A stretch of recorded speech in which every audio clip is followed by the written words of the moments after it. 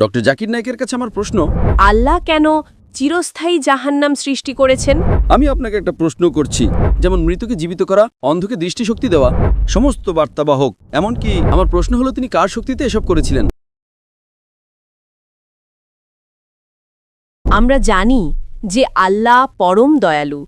আল্লাহ কি একজন ঈমানদার পাপী এবং একজন ভালো কাজ করা কাফেরকে ভালোবাসেন?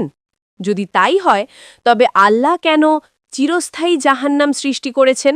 আল্লাহ কোরআনে সূরা মুলকে ৬৭ নম্বর অধ্যায়ের ২ নম্বর আয়াতে বলেন, তিনি আল্লাহ যিনি মৃত্যু ও জীবন সৃষ্টি করেছেন তোমাদের মধ্যে কে কাজে উত্তম তা পরীক্ষা করার জন্য। সুতরাং এই জীবন পরকালের জন্য একটা পরীক্ষা। আমি আপনাকে একটা প্রশ্ন করছি, শিক্ষক কি একজন পাশ করা ছাত্রকে পছন্দ করেন নাকি একজন ফেল করা ছাত্রকে? যে পাস করে। শিক্ষক ফেল করা ছাত্রকে পছন্দ করেন না, কারণ শিক্ষক সেখানে পরামর্শ দেওয়ার জন্য ছিলেন, আর সেই ব্যক্তি মনোযোগ দিচ্ছিল না, যে শিক্ষকের কথা শুনছে না।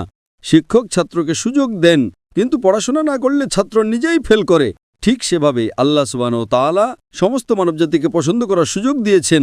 এই বিশ্বে আল্লাহ মানবজাতিকে শতাধিক সুযোগ প্রদান করেন। তুমি একটা ভুল করলে আল্লাহ তোমাকে মাফ করে দেন, তোমাকে আরেকটি সুযোগ দেন, কিন্তু মৃত্যুর পর তোমার পরীক্ষার সমাপ্তি ঘটে।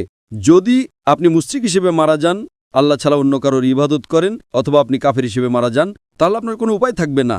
সুতরাং কাফের, কোরআন বলে, আল্লাহর ন্যায় বিচারের বিরুদ্ধে কখনো আপত্তি করবে না। তারা স্বীকার করবে যে তারা ভুল ছিল, তারা শুধু আরেকটা সুযোগ চাইবে। আল্লাহ বলবেন অনেক দেরি হয়ে গেছে। তাই জীবনটা একটা পরীক্ষা, যদি ব্যর্থ হন তাহলে শাস্তি পাবেন। আশা করি প্রশ্নটা পেয়েছেন।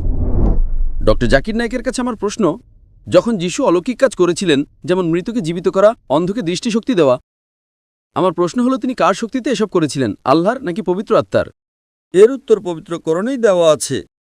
আল্লাহ কোরআনে বলেছেন সূরা ইমরানের ৩ নম্বর সূরার ৪৯ নম্বর আয়াতে যে যীশু খ্রিস্ট, তার উপর শান্তি বর্ষিত হোক, তাকে বনী ইসরাঈলের কাছে একজন বার্তাবাহক হিসেবে পাঠানো হয়েছিল এবং তিনি মৃতকে জীবন দিয়েছিলেন আল্লাহর অনুমতিতে, বিইদনিল্লাহ।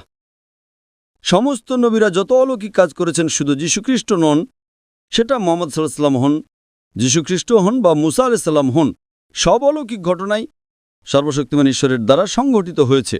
তাই যখন যিশু মৃতকে জীবন দিয়েছিলেন, কোরআন বলে যে তিনি বলেছিলেন বিইদনিল্লাহ, অর্থাৎ আল্লাহ সুবহানাহু ওয়া তাআলার নামে জেগে ওঠো। যখন তিনি জন্মান্ধ এবং কুষ্ঠরোগীকে সুস্থ করেছিলেন, সেটাও তিনি আল্লাহ সুবহানাহু ওয়া তাআলার নামেই করেছিলেন। সমস্ত বার্তাবাহক, এমনকি মুসা আলাইহিস সালাম যখন সমুদ্রকে বিভক্ত করেছিলেন, সেটাও তিনি আল্লাহ সুবহানাহু ওয়া তাআলার সাহায্যেই করেছিলেন।